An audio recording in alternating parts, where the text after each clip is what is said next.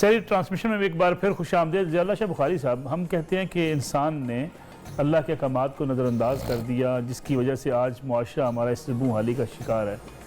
وہ معاشرے جو اللہ کے احکامات کو تو مانتے ہی نہیں ہیں، وہ شاید اتنی مشکلات کا شکار نہیں ہیں جتنے مسلمان ہو چکے ہیں.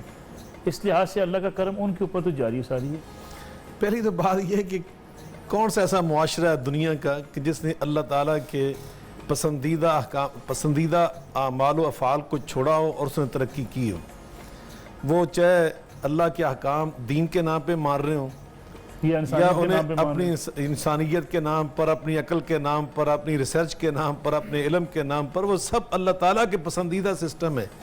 آپ مجھے یہ بتلائیں، اسے نبی پاک صلی اللہ علیہ وسلم نے کیا میں فرمایا مسلمانوں کو؟ الحکمت ضالۃ المؤمن. حکمت، دنائی، بصیرت اور عقل کی بات تمہیں جہاں سے مل جائے نا، یہ نہ سمجھنا کہ یہ فلاں قوم ہے، یہ دین کو نہیں مانتی، یہ فلاں کتاب کو نہیں مانتی، یہ نہ سوچنا. یہ سوچنا کہ یہ ہماری گمشدہ متاع ہے، یہ ہماری چیز تھی جو اس کے پاس تھی تو ہمیں یہاں سے مل رہی، تو وہ اس کو فوراً لے لینا. یہ نہیں پر ہمیں اس لیے پیغام دیا. تو یقیناً آج دنیا کے اندر جتنی قومیں دیکھیں وہ ترقی کیوں کی؟ انصاف ہے وہاں پر. اب انصاف کس کا پسندیدہ کام ہے؟ میرے اللہ کا. میرے اللہ نے ہمیں یہ فرمایا وَلَا يَجْرِمَنَّكُمْ شَنَآنُ قَوْمٍ عَلَىٰ أَلَّا تَعْدِلُوا اعْدِلُوا هُوَ أَقْرَبُ لِلتَّقْوَىٰ. مثالیں دیتے ہیں کہ فلاں نے پوچھا کہ جناب ہماری عدالتیں انصاف کر رہی ہیں نہیں کر رہی، تو کہیں انصاف کر رہی ہیں، پھر ہم نہیں ہار سکتے، شکست نہیں کھائیں گے. ہم لوگ ہی باتیں کرتے ہیں. تو یہ اللہ کا پسندیدہ سسٹم ہے. اللہ پاک نے کسی نہ کسی ذریعے ان تک پہنچایا ہوا ہے، چاہے انہوں نے کسی نبی کے ذریعے سیکھا، چاہے انہوں نے اپنے تجربات سے سیکھا. لیکن اللہ پاک نے خود قرآن میں فرمایا ان تمام انسانوں کے پاس جو بھی یہ چیزیں آتی ہیں نا، وہ میرے ہی ذرائع سے آتی ہیں، وہ میں ہی ان کے دلوں میں اتارتا ہوں، میں ہی القاء کرتا ہوں، میں ہی ان کی رہنمائی کرتا ہوں. مذہب کو ماننے والا یا نہ ماننے والا؟ نہ ماننے والے. اس لیے دنیا کے حد تک ان کا جو سسٹم ہوگا نا، جو اللہ کے پسندیدہ نظام کو چلائیں گے، وہ یقیناً اس کا فیض پائیں گے، اس کا اچھا نتیجہ پائیں گے. اس لیے دنیا کا کوئی ایسا معاشرہ نہیں ہے، چاہے وہ اللہ تعالیٰ کو، اللہ کو بعض آپ دیکھیں گے ایسے دنیا کے اندر سسٹم ہیں، ایسے معاشرے ہیں کہ جو اللہ تعالیٰ کے وجود کو اس طرح نہیں مانتے جیسے جو کتاب کو ماننے والے، سماوی ادیان کو ماننے والے مانتے. بہت سارے ایسے معاشرے دنیا میں موجود ہیں، آپ بھی جانتے ہیں، میں بھی جانتا ہوں، کہ جو اللہ تعالیٰ کے وجود کو اس طرح نہیں مانتے جس طرح ہم مانتے ہیں. لیکن اس کے باوجود وہاں پہ امن ہے، وہاں پہ ترقی ہے، وہاں پہ خوشحالی ہے. لیکن کیوں ہے؟ کہ انہوں نے معاشرے کی تشکیل کے لیے بہت سارے ایسے اصول اپنائے ہوئے ہیں جو اصول اللہ تعالیٰ کے پسندیدہ ہیں، جو اللہ تعالیٰ انسانی معاشروں کے لیے پسند فرماتا ہے. اور وہ اصول کیا ہیں؟ اور ہمیں اللہ نے کیوں فرمایا تھا اليوم اکملت لکم دینکم واتممت علیکم نعمتی ورضیت لکم الاسلام دینا. میں نے تمہاری جو نظام زندگی پسند کیا وہ کیا ہے؟ وہ یہی تھا نا. وہ صحابی گئے نا، تو اس کے جو دوسرے ملک کے سربراہ تھے، ان سے جا کے ملاقات کی تو اس نے کہا کہ میرے ملک میں کیا لینے آؤ؟ میرے ملک پہ قبضہ کرنا چاہتے ہو؟ میری دولت چھیننا چاہتے ہو؟ انہوں نے کہا ہمیں ان چیزوں سے کوئی غرض نہیں. پھر کیا لینے آؤ؟ تو انہیں کیا فرمایا تھا؟ اخراج العباد من عبادت العباد الى عبادت رب العباد. ہمیں تمہاری ان چیزوں سے غرض نہیں ہے، ہم بندوں کی غلامی سے نکالنا چاہتے ہیں اور ایک اللہ کے غلام بنانا چاہتے ہیں. جس معاشرے میں بندوں کا استحصال نہیں نہ ہوگا وہ ترقی کر جائے گا. کوشان صاحب سے نعت رسول مقبول صلی اللہ علیہ وسلم سن لیتے ہیں، اس کے بعد مفتی صاحب سے پوچھیں گے کہ ہم انسانوں کے اوپر جو کہتے ہیں کہ بندگی سے اللہ کی بندگی کی طرف دینا، لیکن ہم اپنی بندگی کی طرف لوگوں کو لینا شروع کیا. نعت سنیں، میں آپ کی طرف واپس آتا ہوں. لوح بھی تو قلم بھی تو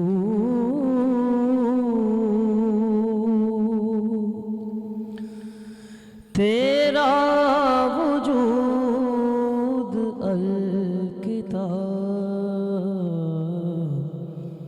لوح بھی تو قلم بھی تو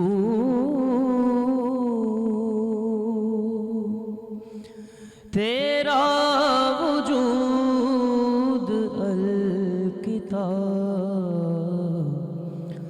گنبد آبگین رنگ تیرے محیط میں حباب. شوق تیرا اگر نہ ہو میری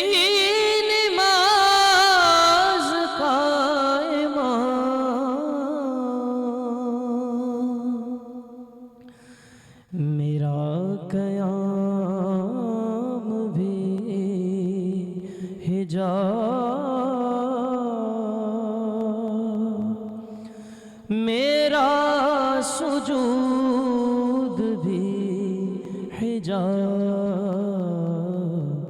لوح بھی تو، قلم بھی تو، تیرا وجود الکتاب، گنبد آبگی نہ رنگ، تیرے محیط میں ہوا۔ مفتی نعیم صاحب، ہم بات کریں جب بریک پہ جانے سے پہلے کہ بندوں کی غلامی سے نکالنا، لیکن آج کل تو ہم سمجھتے ہیں کہ سب سے زیادہ انسانوں کو اپنی غلامی میں لینا، اپنے سیاستدان ہوں، حکومت ہو، افراد ہوں، علماء بھی چاہتے ہیں، مذہبی بعض عناصر بھی چاہتے ہیں کہ ہماری غلامی میں رہیں، طلباء ہم کس سے بات نہ کریں، اختلاف نہ کریں، اختلاف کی جرت بھی نہ کریں۔ بسم اللہ الرحمن الرحیم۔ خالق کائنات نے جب یہ ہم اشرف المخلوقات ہونے کی بات کر رہے ہیں تو اس پہ میرے پاس ایک حضور کی ذات کے حوالے سے لقد خلقنا الانسان فی احسن تقویم کی روشنی میں وَإِنَّكَ لَعَلَىٰ خُلُقٍ عَظِيمٍ، اے میرے محبوب آپ کا اخلاق بہت بلند ہے۔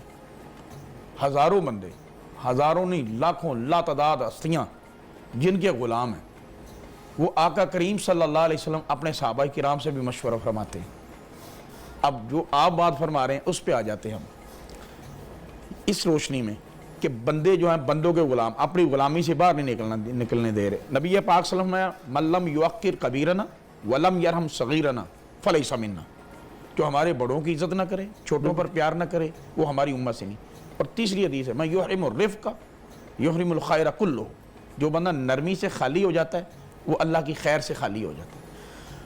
اب یہ جو دنیا دار جو بندگیاں چاہتے ہیں، اصل میں بندگی اللہ تعالیٰ کی ذات کی ہے۔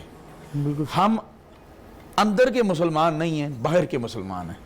قرآن کریم نے اسی چیز کو پہلے 1450 سال پہلے بیان کیا ہے کہ خالق کائنات تم لوگوں سے جو چیز چاہتا ہے نا وہ اخلاص ہے۔ اور اخلاص کیا ہے کہ جس طرح تم اپنی ذات کو سمجھتے ہو، نبی پاک صلی اللہ علیہ وسلم نے فرمایا، تو اللہ تعالیٰ ہی جانتا ہے۔ مفتی صاحب یہ باہر کا معاملہ بیان کر رہے ہیں جی جی کہ وہ باہر سے جو ان کے اعمال ایسے ہیں جو ابھی ملک صاحب نشاندہی فرمائی، اندر کا معاملہ تو اللہ کے ساتھ ہے نا کہ اللہ جانتا ہے کہ ان کے دل میں کیا ہے کیا نہیں ہے۔ ان کے جو ظاہری اعمال ہیں نحن مکلفون بالظواہر، اس کے حوالے سے ملک صاحب نے نشاندہی فرمائی ہے نا۔ جی جی میں اسی طرف آ رہا ہوں کہ اللہ تعالیٰ نے نبی پاک صلی اللہ علیہ وسلم کی فرمان، حضور کا بھی فرمان ہے کہ اللہ تعالیٰ نے بندوں کو آزاد پیدا کیا۔ بالکل ٹھیک۔ جب بندے آزاد ہیں، حضور نبی پاک صلی اللہ علیہ وسلم نے خود اپنی شریعت میں یہ مسئلہ رکھا تھا، شاہ صاحب نے بھی پہلے بیان کیا، آپ بہتر جانتے ہیں، آپ بھی ایک اندر کے عالم ہیں، میں محبت سے یہ بات کہہ رہا ہوں۔ حضور نبی پاک صلی اللہ علیہ وسلم نے جب یہ رکھا کہ اتنے غلام آزاد کرنے سے اتنی نیکیاں ملیں گی، نبی پاک نے فرمایا اتنی کوئی خطا ہو تو اتنے آپ غلام آزاد کرو تو پھر اللہ معاف فرمائے گا۔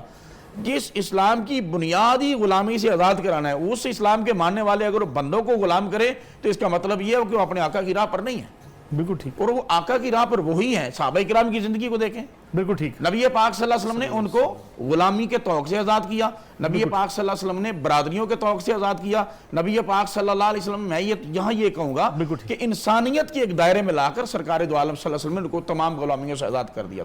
نہ شخصی غلامی دی، نہ معاشرتی کو غلامی دی، اگر کوئی غلامی دی ہے تو وہ صرف اللہ تعالیٰ کی غلامی، وہ بندگی اللہ تعالیٰ نعیم کی۔ صاحب بالکل سحری کا وقت بھی شروع ہونے والا ہے، کیونکہ ہمیں سحری ٹرانسمیشن کو اختتام بھی کرنا ہے اس کا، کیونکہ اس کے بعد آپ روزہ رکھیں، ماشاءاللہ سحری کھائیں۔